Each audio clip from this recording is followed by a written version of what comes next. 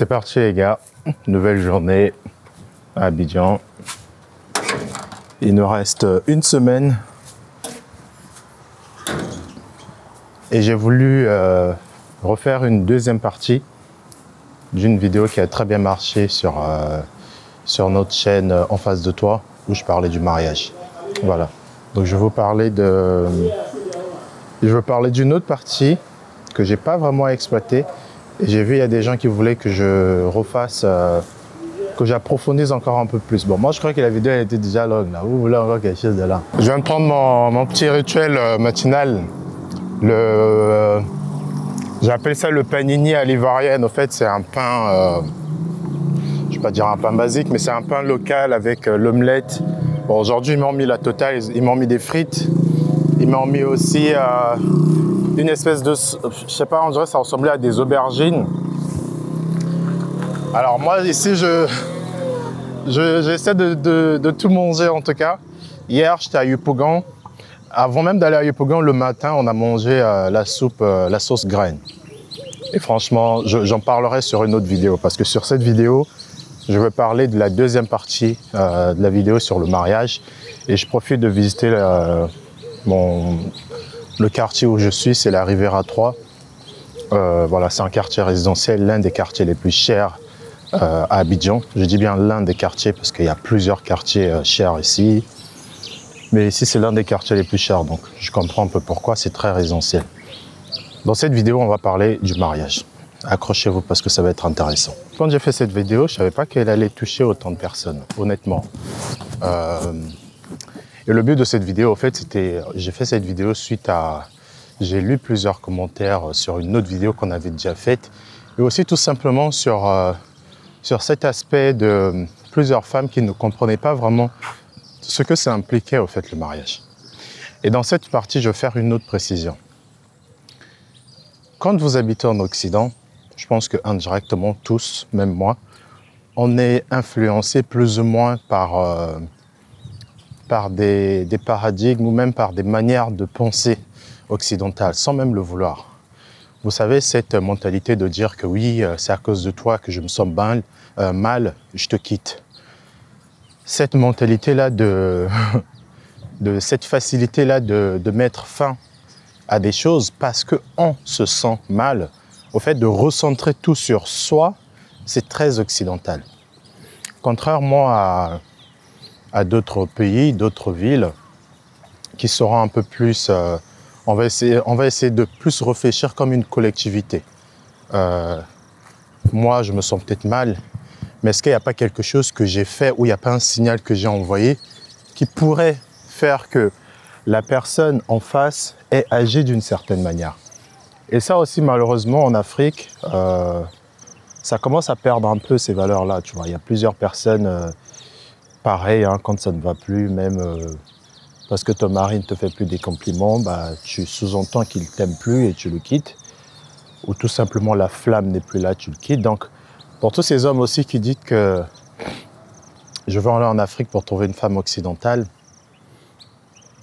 dans beaucoup de pays africains, la plupart des pays africains, des grandes villes, par exemple à Abidjan, la mentalité est quasiment la même qu'en France maintenant. C'est ça, malheureusement, surtout à Abidjan. Après, tu peux toujours te réfugier un peu au village pour trouver cette valeur un peu collective du mariage. Et donc, ce que je voulais dire dans cette vidéo, c'est que toute personne, femme comme homme, mais je m'adresse aux femmes parce que c'était le but premier de la vidéo. Si tu es une femme et que tu es dans cette mentalité-là de dire que je me sens pas bien, je te quitte, tu m'as mal parlé, je te quitte. Je sens plus la flamme, je te quitte. Je m'ennuie, je te quitte. Je sais pas, tu n'es plus assez ambitieux, je te quitte. Voilà, toutes ces choses-là qui vous poussent à quitter vos maris parce que je pense qu'ici c'est un terrain de foot, je veux rentrer. Toutes ces choses qui vous fait quitter vos hommes parce que c'est centré sur vous, sur vos sentiments. Ce que je disais dans la vidéo d'avant, c'est que le mariage, c'est pas juste un sentiment. Le mariage, c'est pas comment je me sens, moi. Le mariage, c'est pas moi, c'est plus moi. D'accord? Donc, je vais m'asseoir sur ce poteau-là. Je vous montre. Vous voyez la simplicité, hein? Ça, c'est un mini terrain de foot. Donc je m'asseoir sur le poteau pour faire ma vidéo. Donc le mariage, c'est pas juste comment je me suis senti. Je suis sorti de ce mariage à passer, j'étais pas bien. Le mariage, c'est un engagement. C'est-à-dire que c'est un projet, c'est une maison. Vous voyez la maison à côté là. Deux fois, vous allez construire une maison, ça va faire 3 ans parce que peut-être que le plan qu'on avait décidé au début, on se rend compte que en fait, la maison en question, le mariage, n'a plus vraiment de forme, quoi. C'est pas aussi grand qu'on le voyait. L'homme ambitieux, là, tu croyais, là, il était ambitieux, là. Quand tu vas le mettre quand tu as commencé à vivre avec lui, là, tu vas voir que le gars en question, en fait, c'était juste parole, là, qu'il disait, là.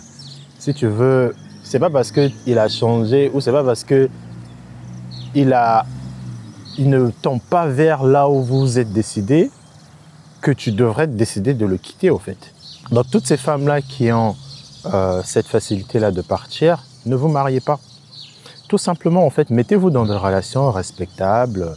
Quand vous verrez que, par exemple, que le mari n'est plus ambitieux, partez. Mais ne demandez pas à vous marier. Parce que moi, je veux qu'on remette les anciennes valeurs du mariage qui étaient, si vous voulez appeler ça une prison, c'est une prison. Mais ne vous mariez pas si vous n'êtes pas prêt à surpasser les problèmes sans la séparation. Le mariage, c'est ça.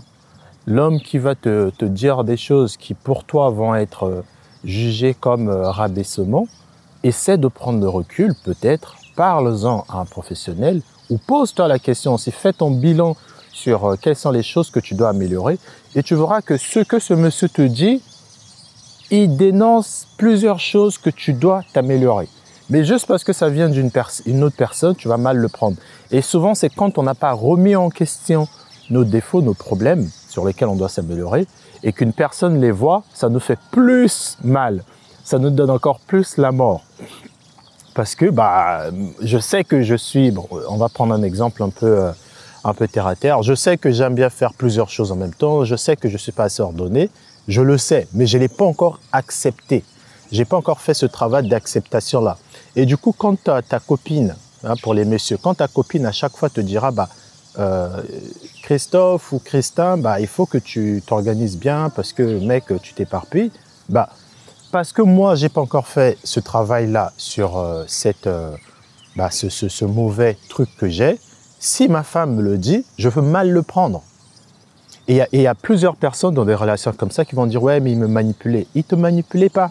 C'est pour ça que autant je suis compréhensible quand on parle des pervers narcissiques et tout, j'ai beaucoup de mal aussi avec ça parce que je me dis il a forcément vu quelque chose en toi qui n'était pas bien et peut-être sa manière de le faire n'était pas de bonne intention, mais je pense que dans ça, il y a aussi beaucoup de self, il y a aussi beaucoup de nous. Quand on est dans une relation, on va dire que ouais, mais lui c'était un fou, il me manipulait. Est-ce qu'il ne te montrait pas juste les points sur lesquels tu devrais travailler? Est-ce que cette femme-là ne te montrait pas juste tous les jours les points sur lesquels tu devrais travailler? Parce qu'elle t'a vu, parce que quand vous êtes en couple, c'est aussi le côté vulnérable aussi commence à arriver. C'est-à-dire que quand tu aimes la personne et que tu vis avec lui et que tu vois ses projets, tu te rends compte, ok, il est ambitieux, il a des gros trucs qu'il veut accomplir ou qu'elle veut accomplir, mais il a du mal un peu à les exécuter, en fait. Et ça, malheureusement, des setups comme ça, tu verras, la personne dira, oui, mais c'est bon, j'étais pas épanoui, voilà. J'étais pas épanoui, je suis parti. Et les gars, ne vous mariez pas. Hein. Si votre définition du couple, c'est de partir dès qu'il y a quelqu'un qui vous challenge, il y a quelqu'un qui vous... Après, voilà, il y a aussi une manière, on ne challenge pas, on ne remet pas des imperfections à la personne tous les matins parce que je pense que là, l'intention n'est plus bonne, d'accord? Il y a une manière d'apporter une information surtout qui n'est pas joyeuse à une personne. Et ça aussi, cette diplomatie-là aussi, c'est ça le mariage. Il faut apprendre. Il y a certaines personnes aussi qui vont, parce que je dois te dire la vérité, ou parce que c'est une vérité, ou parce que c'est quelque chose sur lequel tu dois t'améliorer, ils vont te le montrer tous les jours avec une manière vraiment... Tu sens que là, au fait, la personne, elle est juste provocative, au fait, tu vois. Quand des choses comme ça arrivent, pareil, on ne part pas, on s'assoit et on le dit. Au fait, le mariage, les gars, c'est un contrat. Hein. c'est un contrat de construction d'un immeuble.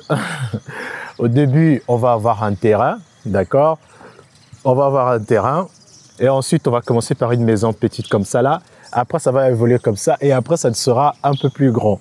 Mais il faut enlever cette idée dans la tête que le mariage, c'est le début d'une belle aventure. Non. L'aventure a commencé déjà quand vous étiez en train de date, quand vous étiez en train de vivre ensemble. Ça, c'était le début de l'aventure. Le mariage, c'est, bon, Christin, écoute, on a acheté un terrain, on a un titre, peut-être on a un justificatif d'achat, parce que ce n'est pas dans tous les pays qu'on donne, qu'on oblige des titres fonciers. Par exemple, chez moi au Congo, on ne demande pas des titres fonciers tout de suite, on demande d'avoir des titres d'achat.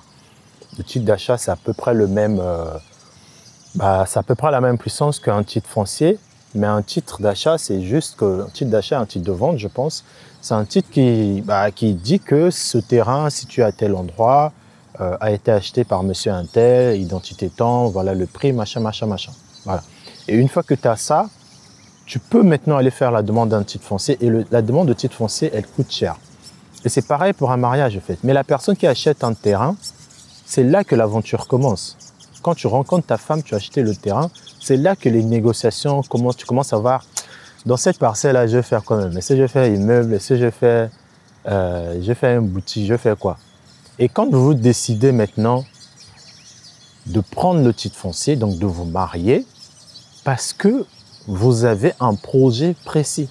Ce projet peut ne pas se dérouler comme vous avez prévu, mais ce n'est pas un truc, on ne va pas se dire, bon, écoute Christin, bon, le titre foncier là, on l'a pris là, mais je pense que le terrain là, je vais plus l'acheter. Ouais, donc on est resté sur le titre de vente, on a attendu tout ça d'années pour prendre un titre foncier et c'est maintenant que tu veux partir. Tu ne pars pas, tu restes. Je ne sais pas, niveau divorce, ça se passe comment? Est-ce que si ta femme demande le divorce et tu ne veux pas l'accorder, est-ce qu'elle peut quand même l'avoir? Je ne sais pas. Mais voilà, à toutes ces demoiselles ou ces jeunes hommes qui veulent se marier, sachez que le mariage, c'est pas, on dit pour le meilleur et pour le pire. Après, le pire pour vous, c'est quoi? Il faut définir aussi c'est quoi le pire. Est-ce que le pire, c'est la tromperie? Est-ce que le pire, c'est les violences physiques? Est-ce que le pire pour vous, c'est l'inceste? Je pense que ça, c'est le pire pour tout le monde, hein, d'accord?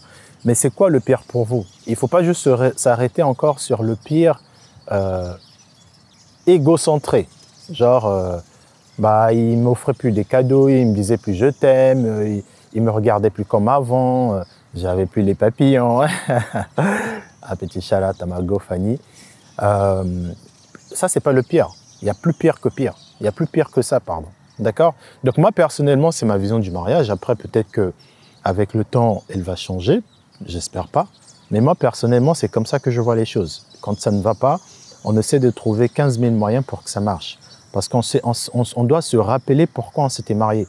Mais malheureusement, aujourd'hui, plusieurs demoiselles, de par les réseaux sociaux, de parce qu'il y a cette culture maintenant, aujourd'hui, de le mariage, c'est parce que je t'aime. Le mariage, c'est parce que tu me respectes. Le mariage, c'est parce que tu m'honores. Le mariage, c'est parce que c'est une sécurité que tu ne vas pas me tromper ou que c'est une sécurité que tu vas plus être envié ou désiré par d'autres dames. En fait, les gens aujourd'hui, c'est ce qu'ils pensent du mariage. Ils pensent que c'est une sécurité. Ça y est, il ne pourra plus me quitter facilement ou il ne pourra plus le faire parce qu'il est marié. Hey, moi là, c'est pas parce que j'ai l'alliance de ce monde-là, c'est pas parce que j'ai signé le document à l'Amérique que si je décide de tromper ma femme là, je peux le faire. Je pourrais le faire et je pourrais fermer ma bouche, mais tu le fais pas. D'accord? Et c'est pas l'alliance qui m'a apporté une forme de genre on a coupé, on te coupe cette envie-là ou ce truc-là de vouloir faire du mal à ta partenaire. Non, c'est pas, c'est les réseaux sociaux, c'est Disney, c'est quand même incroyable. On aime bien la tension qu'apporte le mariage le jour de la fête. C'est pour ça d'ailleurs que, encore une fois, hein, les dames, vous allez croire que j'ai un problème contre vous. Mais c'est pour ça que vous allez voir que pour un homme, après il y a des hommes aussi, je connais des collègues congolais qui veulent mettre des liasses dans des mariages. Hein. On vous connaît les Congolais. Vous qui aimez faire des mariages à 30 000 € d'endettement. Mais c'est beaucoup de femmes, malheureusement, qui vont vouloir le faire parce qu'encore une fois, ça va être une preuve d'amour pour certaines. Si tu fais un gros mariage, on danse, machin, c'est que vraiment tu voulais que le monde sache que tu m'aimes, qu'on montre aussi aux gens. Voilà, il y a beaucoup de ça. Moi, personnellement, ma femme et d'autres femmes que je connais de mon entourage, ils n'ont pas fait des gros mariages. Moi, notre mariage, si je vous donne le budget qu'on a mis pour notre mariage, vous-même, vous n'allez pas croire. Et ce n'était pas de moi, hein, ce n'était pas moi qui voulais imposer qu'on fasse un petit mariage, c'était juste tous les deux. Ma femme, elle est simple, je suis simple. On se disait, bah, il y a certaines personnes là, dans notre vie, on ne les voit même pas. On les voit une fois par année. Pourquoi on va les inviter à notre mariage? Donc, on a invité que les personnes qu'on voit au moins une fois par mois. Et c'est ces personnes-là, soit on les voit, soit on les parle au moins une fois par mois. Et c'est uniquement ces personnes qu'on avait invitées. On n'avait pas invité des collègues sur les réseaux sociaux. Non, c'est pour ça que les gens, là, ils se disent, mais vous êtes mariés à quel moment? Ah, on s'est mariés, les gars. Regarde. Plus de 2 ans déjà de mariage et j'espère que ça va durer.